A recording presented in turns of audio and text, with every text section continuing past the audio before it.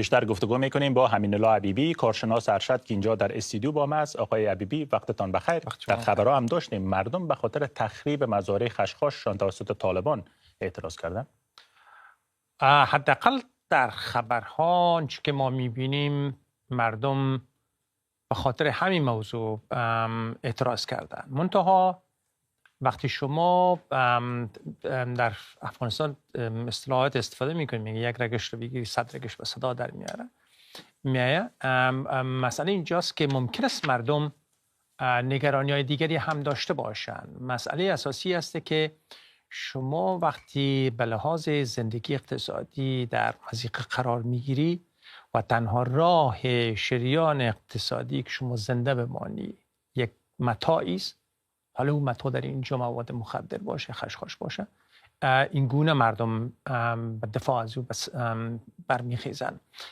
در این حال که گفتم ممکن است نگرانی‌های دیگری هم داشته باشن. ببینید در سیاست، در علم سیاست، حکومت ها معمولاً همونطوری که مثلا یکی از اندیشمندان علم سیاست هابس میگه که شما جامعه توافق میکند، قرارداد میکنه، حق حکومت داری رو به حکومت میسپاره و این حکومت است که تصمیم میگیره که چی درست است چی درست نیست در زندگی اجتماعی. حکومت ها میتونه بیای بگه حقش است، بیای بگه که شما مثلا این کشت نکن. وقتی ممنوع است دیگه برای همین شهروند افغانستان در تمام افغانستان ممنوع است. بنابراین شما هم تافته جدا بافته نیستید، باید از این اطاعت کنید و الا حکومت حق داره که با شما برخورد بکنه. این در صورتی امکان پذیر هست که حکومت زمینه زنده ماندن شهروند خود را فراهم کرده باشه. یعنی شما اگر میگه که این نی، گزینه بعدیش چی است؟ نکته بعدی است که بیشتر این کشاورزانی که اینا را کاشتن اغلب اینا خود تنها خودشون نیستن که اونجا مارکتی نیست که اینا کشت کنن بعد تولید بکنن و برن بفروشن.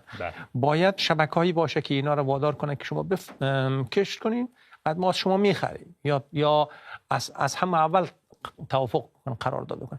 این شبکه‌ها احتمالاً باید به قدرت وصل باشن. بنابراین این کشاورزا تنها نیستن، اینها را کسایی گفتن که شما این کار رو بکنین. بعد کسانی که از میان خود طالبان هستن ممکن است در میان طالبان باشن، ممکن است که شبکه‌های مافیایی مواد مخدر باشه که در اونجا فعال هستن و اینا رو گفته باشن.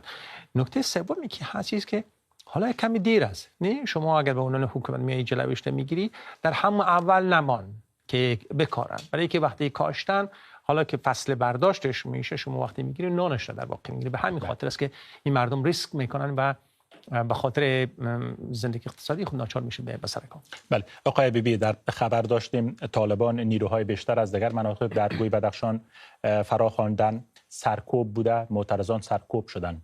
راه حل سرکوب است؟ سرکوب مردم که سلاح به دست ندارن. ببینید سرکوب در هیچ جای دنیا عرض کنم که نتیجه نداده. ما قبل از اینکه بیایم برای مصاحبه یک مطالبی رو در مورد اینکه کلمبیا مثلا چگونه با مشکل مواد مخدر خود برخورد کرد در شکل توافق‌ها، در شکل عرض کنم حتی توافقی که با امریکا کرد در مورد سپردن مثلا اعضای مافیا به امریکا که امریکا خواستار محاکمه از اونها بود و در داخل هم، برای که وقتی یک شبکه عرض کنم مواد مخدر شکل میگیره دیگه تنها به فرد عادی اونجا وصل نیست، و شبکه‌های مافیایی وصل است، و نیروهایی که ممکن است از جنگ بهره میبرن وصل هست، و قدرت‌هایی که ممکن است خواستار از این باشن که جنگ ادامه داشته باشه هست. بنابراین این گونه نیست. یعنی شما بی پس زمینه‌های زیر ببینید وقتی روی میاری و سرکوب راهش نیست، سرکوب شعله‌ور میسازه اعتراض ها. بسیار سپاسگزار هستم از شما آقای حبیبی.